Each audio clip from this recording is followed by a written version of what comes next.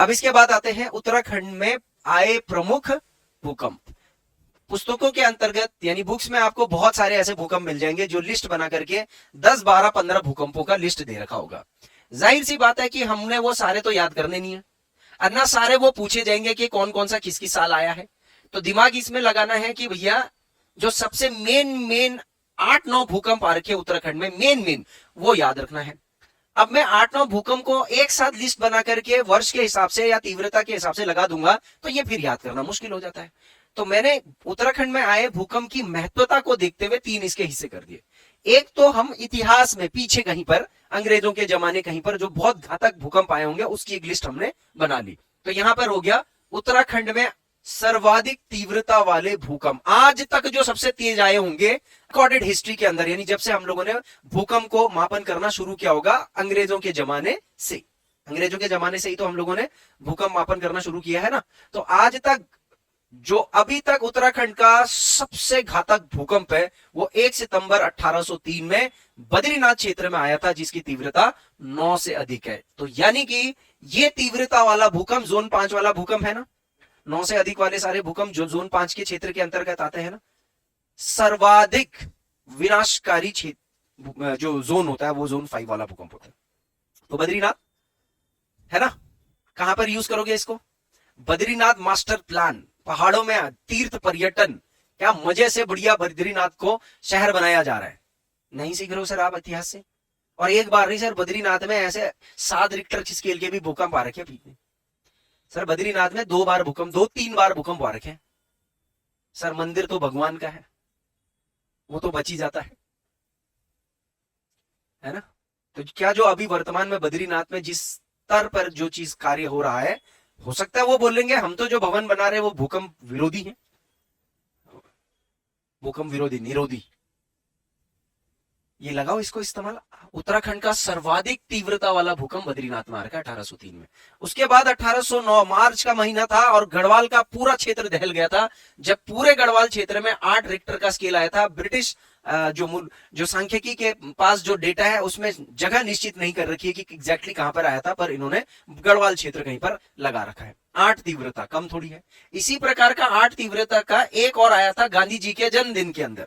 गांधी जी का जन्मदिन आता है 2 अक्टूबर और वर्ष था 1937। 2 अक्टूबर 1937 को जहां कांग्रेस एक तरीके से स्वतंत्रता संग्राम के दौरान में बंदे बना रहे होंगे, वहां देहरादून क्षेत्र में 8 रिक्टर स्केल की तीव्रता का भूकंप आया है। 8 रिक्टर स्केल कम बात नहीं है। तो 9 रिक्टर का एक बार आ गया 1803 में, फिर उसके बाद 8 रिक्टर के 2 बार आगे हैं, ठीक है, 1809 और 1937। आजादी से पहले सबसे घातक भूकंप आ रखे हैं उत्तराखंड के अंदर। लेकिन आज मैं आपको बता दूं, यही तीव्रता का भूकंप आज बद्रीनाथ में 9 वाला आ जाएगा ना सर, आप तबाही का मंजर मूल्यांकन नहीं कर पाओगे, क्योंकि विनिर्माण भी ज्यादा हो चुका है और आबादी भी बढ़ चुकी है, कस्बे भी बढ़ गए हैं। और सर जब भी हम कोई विनाश का मूल्यांकन करते हैं तो किसके हिसाब से करते हैं? जन हानि, जन हानि, जन धन हानि कोई तो करते हैं ना, ठीक है। तो जन धन हानि अब पहले से बढ़ गई। 1803 में बद्रीनाथ में क्या रहा होगा? एक बद्रीनाथ का मंदिर ही तो रहा होगा और 1-2 झोपड़ियां रही होंगी बस, और कुछ थोड़ी था 1803 में। आज आया और यात्रा के सीजन में आ गया, 10-20 हजार या कितने हजार लोग इधर उधर हो जाएंगे, इतनी रिक्टर स्केल का अगर आ गया। और फिर जो अगल बगल के गांव जहां गाड़ गदेरे मिल रहे हैं, कस्बे बसे हुए, ये तो हो गया। उत्तराखंड में अभी तक आए गए सबसे तीव्र भूकंप जो आजादी से पहले ही लगाने हैं। आपको हाल वाला कोई भूकंप सर्वाधिक में नहीं डालना, अभी वाले जो भी है 7-6 ऐसे वाले हैं। अब आजादी के पश्चात कुछ प्रमुख भूकंप जिन्होंने तबाही मचा दी, इनकी तबाही का कोई रिकॉर्ड है नहीं सर, पर इनकी तबाही का रिकॉर्ड है। तो अगर मैं तबाही के हिसाब से देखूं ना, तो मुझे उत्तराखंड क्षेत्र में तबाही के हिसाब से ये वाले भूकंप सबसे महत्वपूर्ण याद रखने हैं। 1968 में देहरादून में 7 तीव्रता का जो भूकंप आया था 28 अगस्त में, इसने तबाही मचाई थी सर, 7 रिक्टर स्केल।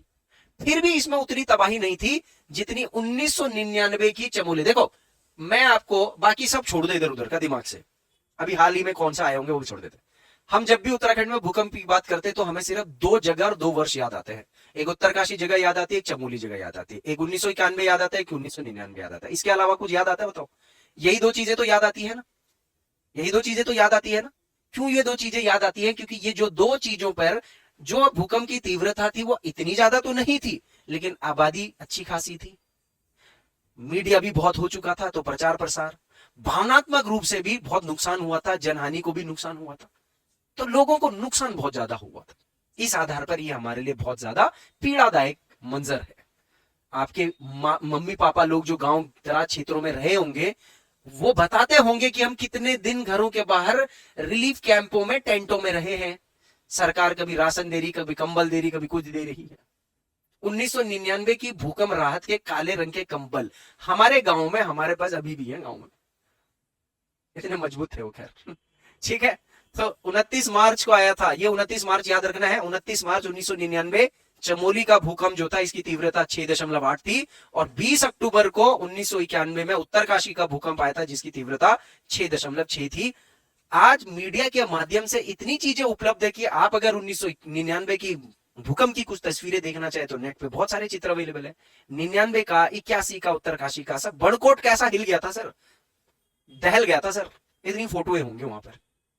सो लेटेस्ट में आए हुए सबसे तबाही वाले जो भूकंप है, इनमें से सबसे तबाही वाला था 6.8, अभी रिसेंट में जो 1999 चमोली, मार्च का महीना था, 29 मार्च 1998, वसंत ऋतु। आप ऐसे वसंत ऋतु कुछ लगाओगे ना लिंक क्योंकि देखो उत्तराखंड में प्री में फैक्ट आता है, आपको पता है, वो आपकी उसकी एक्यूरेसी आपको प्रैक्टिस करते करते आएगी। लेकिन एक है कि आप 50 बार प्रैक्टिस करके रट्टा मारो भाई, 2-4 बार आप पढ़ के समझ करके 2-4 बार रिवाइज करो, अपने आप आ जाएगा, ठीक है। और सर 1991 का अक्टूबर में आया है, ये गांधी जी के जन्मदिन के पीछे 1 जीरो और लग गया यहाँ पर।